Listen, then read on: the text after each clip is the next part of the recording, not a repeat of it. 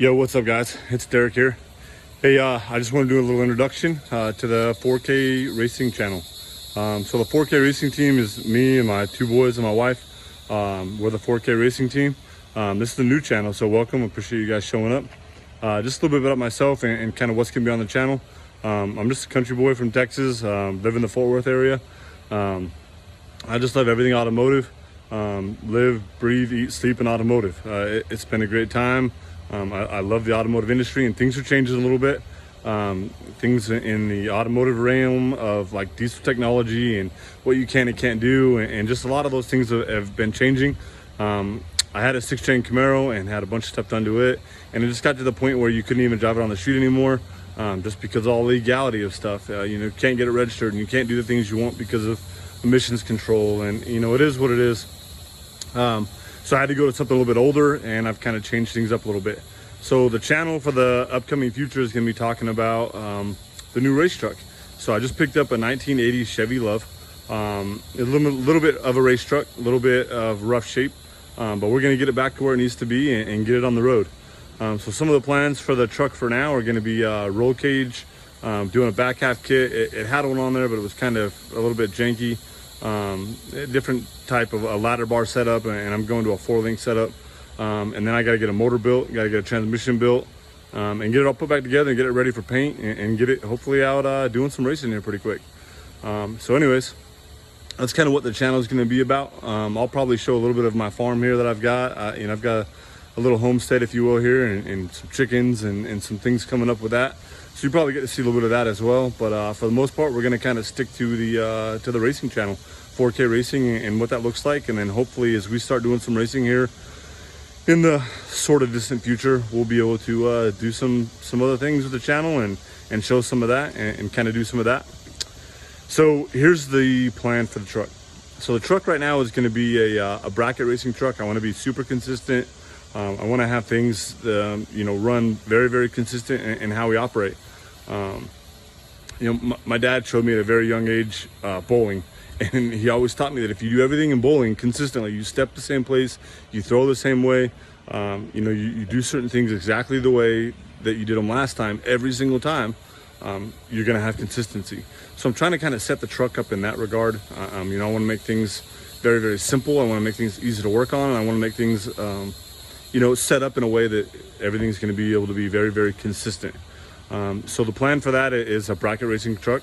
And then one of my bucket list things is always to be doing like a Rocky Mountain Raceway race week, or just a race week in general, to be able to go and race from track to track and drive and have a great time doing that.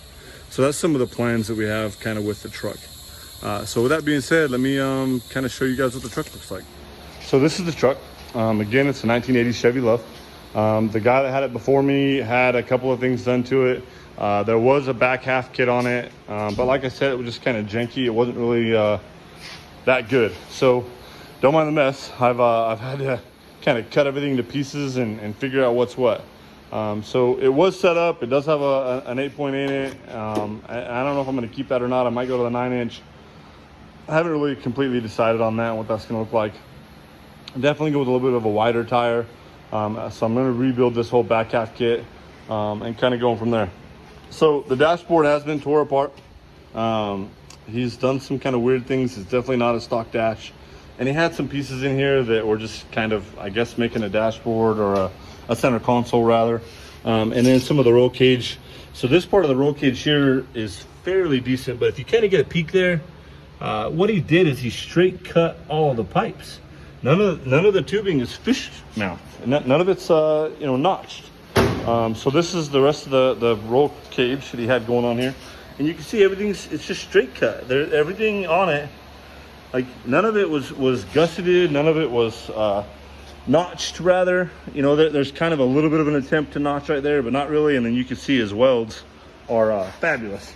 So I don't know if the guy before me, in case he sees this video, I don't know if it was him or if it was somebody that did the work on the truck before him. Not entirely sure, but they had a couple of weird things going on.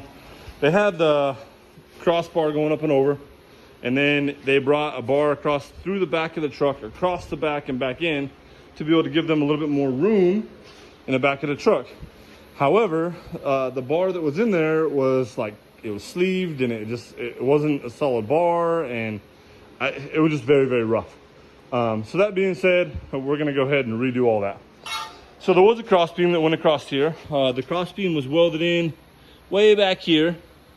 And then there was like this janky, like all these pipes or tubes was like a weird little, like, I don't even know. It wasn't right. It was pretty jank, and I didn't like it. This is the ladder bar suspension that you did have on there. And I guess it would work. It wasn't too bad, but we're gonna go to a legitimate 4-inch setup. So the bed has been cut, the floor's been cut, it's been lightened. A bunch of the back firewall's been cut out, or the back of the bed, you know, towards the cab. That's all been cut out. So we're gonna have to kind of tweak some of that and figure that out. But for now, this is what we got going on. So again, don't mind the messy garage, I apologize. So this is the cross member that he had welded in. And he had it welded in from the inside of the frame to the inside of the frame. And I just didn't like it. It wasn't very thick. You can see where he tacked a couple things on it, ripped holes in it. It wasn't very thick, wasn't very strong. Didn't really like it. So now we're going to building a legitimate frame. So what I've done is I've taken some 1/4-inch wall. And I know that's probably a little bit overkill for this, but I want this part to be like the strength of the truck. We're gonna weld this to the inside of the frame rail and do a good solid weld all the way around that. And then we're gonna have some strength and stability to weld our 4-link kit too. Speaking of which, so this is what I picked up. I got a 4-link kit. It comes with the axle brackets, comes with the frame brackets, all of the tubes, all the heim joints, everything came in it. I'm not super impressed with it. I ordered it from Jegs. They welded this nut on the outside of it. Well, sorta. It's just kind of rough. It needs to be cleaned up, I think. I don't think the welds are horrible or anything like that. I think it'll do, but not super impressed with it. So it is what it is. We're gonna get it working. Well, guys, I know I'm doing this in kind of segmented pieces, but here's the final result. And I know I didn't show any of the welding. It doesn't show up on camera anyways, but all I did was just kind of bevel all the edges and then weld them together. So she's pretty hot right now, but I think she's got a couple of dimes on her. So she looks pretty good. And I got all 4 edges. So coming together. I think it's gonna be good. We just gotta get it into the truck. I'll show you guys as I get the truck set up for it and we get this cut down. I'm gonna have to cut it to 39. It's gonna be cut, you know, right about here. And then I gotta fab the brackets to go on it and figure out how that's gonna go and all that. So we'll get it all done and I'll show you guys that process. All right, guys, so this is what I got going on. Basically, I've got that kind of put in there. I had to trim this, and I've got to bend the frame back straight a little bit. I'm gonna have to put a ratchet strap across to kind of suck it tight. But that measurement with that gap there is the correct measurement. It's just the frame kind of bent out a little bit when I cut it off. But anyways, it needs to be stuck in tight. So I built that and got it all basically mocked up. The only thing that I see that's kind of bad is it does sit kind of low. So I think what I'm gonna do is chop the bottom off, about halfway maybe, and then just put a steel plate across the bottom, like a 1/2-inch thick steel plate. And then I'm gonna run some, like a shield or something underneath, you know, to kind of protect the transmission anyways, in case you know, a diaper or something, in case I have any leaks or whatever. But anyways, this is the back half kit. So this is what I have going on. It's gonna look something similar to this, give or take. Now I need to decide what I'm gonna do here as far as how I'm gonna mount this. Am I going to try to build something where it mounts down on top? Do I wanna, you know, cut it more flat and weld it to the side? I'm not 100% sure exactly yet. And it's not in its same configuration. It needs to be up a little bit higher. But basically speaking, that's pretty close to where it needs to be. The other option that I have is taking some steel tubing and coming off the top of that frame and coming up and making my own subframe in the back. It's not really a subframe, but my back half kit out of tubing. And that's kind of an option I'm going for. The problem I have with that right now is metal. Holy cow. Metal is insane. So a 20-foot stick of DOM 1 3/4 tubing right now is $344 for a stick. like one stick. It's insane.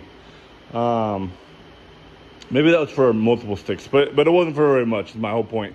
That big piece of metal that I have going across the back there, that's 1/4 inch thick, 2x4 square tubing, it was $114. The price of metal right now is just out of control. It's just astronomical. So we got to figure that out and see what we can do, kind of use some pieces that we have here. You know, I'm still gonna get some strength because when I do the interior roll cage, I'm gonna have a bar coming down from the top and tying into the frame. And then I got to build some bracing with my gussets there that are going to be my suspension side of the 4-link. So it's going to be plenty strong enough. I'm not really worried about that. I just got to kind of figure out what we're going to do with it. So that's kind of where we're at with that. We'll have to kind of wait and see what's going on and what we can come up with. So just a little bit of conclusion to kind of wrap this video up, guys. I appreciate you being here. You know, make sure you hit that subscribe button. I really appreciate it. I know this is a new channel. We're trying to grow, trying to get some good things out here for you guys. So don't be afraid to hit that subscribe button. It's free, it doesn't cost anything. If you could hit that notification bell, that'd be great. And more importantly is if you have any ideas on what I can do to kind of strengthen up this back end, or how would you do it basically, comment. Let me know what you've got going on and what you've done in the past or what you've seen. And let me know kind of what you would do if you were in my shoes. I still have to build some back mounts for the bed and some other stuff. So either way, it's not gonna hurt anything whether I keep the square tubing or I go to you know, some DOM of some sort. It doesn't matter what I do. So let me know what you would do and how you would do it. And we'll see you guys on the next video. Hopefully the next video will be us finishing up that back half, and then setting up all the suspension components and figuring out where we're gonna go with that. I'm still kind of in the market for a 4 9-inch, so we might be looking for a 4 9-inch instead of this 8.8. I don't know, we're gonna have to see what we can come up with, but we're gonna see what we figure out, and hopefully this will be in the next couple videos. So again, thanks for watching, appreciate it. Remember, hit that track, have a good time, be safe.